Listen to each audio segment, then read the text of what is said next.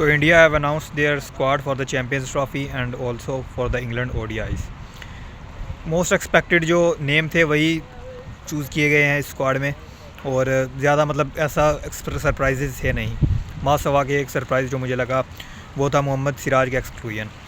मतलब you right that कि Arshdeep Singh as a left hander आपने उसको थर्ड सीमर उनको चूज़ किया, बट फिर भी आई थिंक इंग्लैंड के अगेंस्ट ओडीआईज़ में सिराज को रखना चाहिए था, जहाँ पर हर्षित राणा को रखा गया है बुमराह के बैकअप के तौर पर, क्योंकि बुमराह की अवेलेबिलिटी भी it is not confirmed in champions trophy. तो इसीलिए वो अब इंग्लैंड ओडीआईज़ का हिस्सा नहीं है और उनको रिप्लेस करेंगे हर्षित राणा। बैक स्पैज में उनको थोड़ा सा, जो कि ऑस्ट्रेलिया टूर में उनको थोड़ा सा प्रॉब्लम हुई थी मिड ऑफ द टूर भी इवन के, लेकिन most expectedly he will be available. But I think अगर आपने बैकअप के तौर पर तैयार भी करना था तो हर्षित राणा की जगह वहाँ पर सिराज हो सकते थे। तो मैं थोड़ा डिसअपॉइंटेड हुआ हूँ पर्सनली इस डिसीजन से। दैन यशस्वी जायसवाल के लिए ये I think maiden call up है फॉर ओडीआईज़, क्योंकि he is yet to make his ODI debut. तो I think this is the perfect time for Yashasvi to be in ODI roster as well, because he is going to be your future. Test cricket में he is already proved that he is your future, but T20s में भी he has made his reputation, but ODIs में भी क्योंकि ये रोहित शर्मा का, विराट कोहली का भी ये लास्ट फेज़ चल रहा है ऑलमोस्ट, मतलब अगर ज़्यादा भी खींच कर भी चलते हैं तो वो 2027 तक आप ध्यान में रख सकते हो कि इससे ज़्यादा शायद दोनों नहीं होल्ड ऑन करेंगे। तो आपको अब तैयार करना चाहिए अपने ओपनर्स को इस तरह से, बैकअप्स को।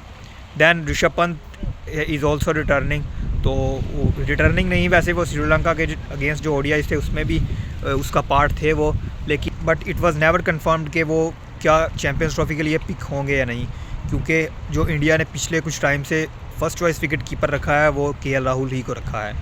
मतलब अभी भी दोनों ही को रखा है, बट फिर भी थोड़ा सा यहाँ पर हो सकती थी कि क्या इंडिया 2 विकेट कीपर्स के साथ जाएगा या फिर सिर्फ राहुल के साथ जाकर किसी और मिडल ऑर्डर में किसी और बैटर के साथ, मतलब नॉन विकेट कीपर बैटर के साथ जाए India. But it is a right call to pick Rishabh Pant, because he is your, I think he could be your go to player if Iyer और KL Rahul is not in form. तो middle order में उनका role बहुत ज़्यादा मैं समझता हूँ कि इम्पोर्टेंट रहेगा।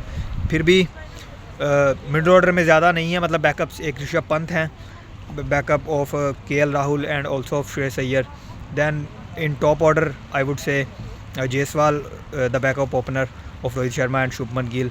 दैन ऑलराउंडर्स हार्दिक पांड्या हैं, स्पिन ऑलराउंडर्स 3 को पिक किया गया है, like Washington Sundar, Axar Patel and the first choice allrounder Ravindra Jadeja. तो दैट्स ऑल्सो इंटरेस्टिंग, बल्कि it is a good call I would say, क्योंकि आपको ज़्यादा स्पिनर्स ही को पिक करना था, टर्निंग ट्रैक्स होंगे यूएई में ज़्यादा मोस्ट एक्सपेक्टेडली। सीमर्स भी आपके पास ऑलरेडी 3 हैं, जसप्रीत बुमराह, अर्शदीप सिंह एंड देन मोहम्मद शामी। तो मतलब स्पिनर्स को आपको ज़्यादा पिक करना ही था। दैन फर्स्ट चॉइस जो स्पिनर हैं, फ्रंट लाइन स्पिनर या फिर आप कहो तो वो हैं कुलदीप यादव।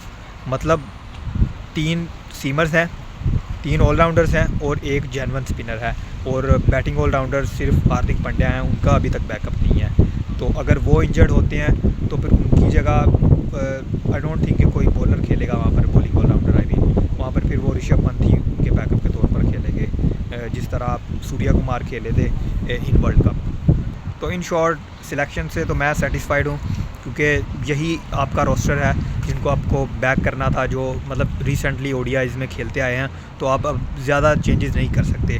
जो नए नाम आए हैं लाइक यशस्वी जायसवाल, तो वो जस्टिफाई भी करते हैं, लाइक अर्शदीप सिंह। आपके पास लेफ़्ट आर्म बॉलर का होना ज़रूरी है, लेफ़्ट आर्म सीम बॉलर का, तो वो जस्टिफाई करते हैं इस चीज़ को। बट एक चीज़ से मैं थोड़ा सा जो डिसअपॉइंट भी आप कह सकते हो, सरप्राइज़ भी कह सकते हो, वो ये है कि नहीं पिक किया गया मोहम्मद सिराज को फॉर द इंग्लैंड ओडीआईज़, क्योंकि अगर बुमराह नहीं अवेलेबल रहते चैम्पियंस ट्रॉफ़ी में तो फिर सिराज के पास ओडीआईज़ में फॉर्म भी है, मतलब ओडीआईज़ में परफॉर्मेंस है उनके पास, परफॉर्म बहुत अच्छे से उन्होंने किया है। तो आप फिर वो बुमराह के बैकअप के तौर पर सिराज को रख सकते थे। बाकी जो इंग्लैंड के अगेंस्ट सीरीज़ होगी ओडीआई सीरीज़, उसमें फॉर्म का भी पता चल जाएगा प्लेयर्स की किस तरह से है, और क्योंकि वही टीम होगी चैम्पियंस ट्रॉफ़ी में भी, तो उस सीरीज़ से आई थिंक अंदाज़ा लग जाएगा कि किस तरह रेपुटेशन के साथ जा रहा है इंडिया इन चैम्पियंस ट्रॉफ़ी। तो इंग्लैंड की सीरीज़ जो है वो आई थिंक बहुत क्रिटिकल रहने वाली है, और वो the series to watch out रहेगी in terms of Champions trophy.